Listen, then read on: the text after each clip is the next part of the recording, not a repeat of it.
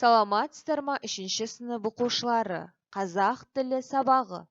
114-ші сабақ. Сабақтың тақырыбы есептік және реттік сан есім. Сабақтың мақсаты мәтіннің тақырыбы мен берілген суреттер, фото, диаграмма бойынша мәтіннің мазмұнын болжау. Есептік және реттік сан есімдердің айырмашылығын анықтау. Түрлі жағдаяттағы қатысымдық әрекеттерде өз сөзін жүйелі жоспарлап, тілдік нормаларды сақтап сөйлеу. Алдымен балық аулау ойыны арқылы төмендегі сұрақтарға жауап берейік. Балықтар қайда тіршілік етеді? Су адамға не үшін қажет? Балықтар ауамен демала ма? Алтын балыққа бір ғана тілек айт десе, қандай тілек айтасыз? Сұрақтарға дұрыс әрі анық жауап беруге тырыс. Келесі тапсырма. Оқулықтарыңыздағы 88-ші беттегі 47-ші тапсырма. Сіздерге жаңбыр өлеңі берілген. Өлеңді мұқият тыңдаңыздар.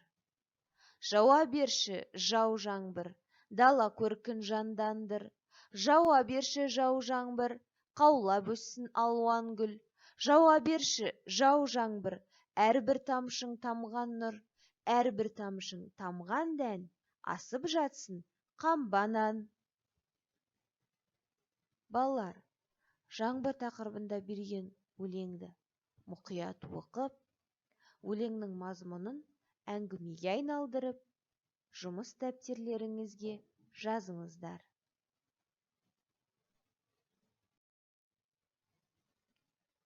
Енді балалар, басқа да сабақтарда жаңбыр тақырыбында алған білімімізді еске түсіріп, талқылау сұрақтарына жауап берейік.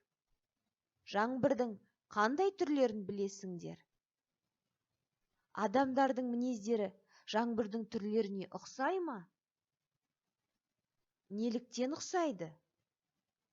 Осы сұрақтарға жауап беруге дайындал.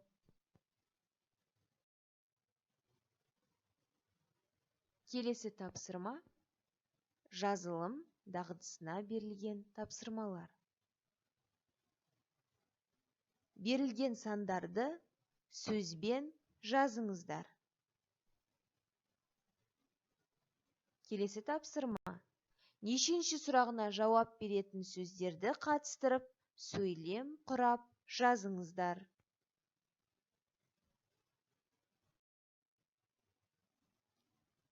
Енді ойлан, тап.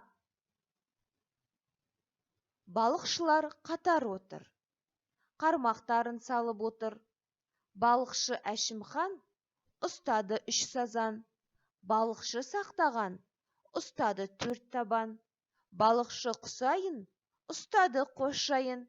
Өзеннен қанша балықты ағалар аулап алыпты.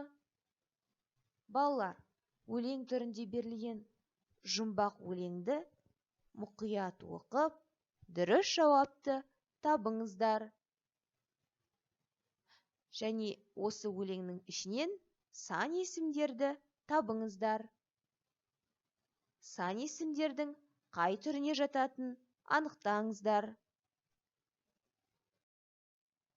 Назарларыңызға рахмет. Сау болыңыздар.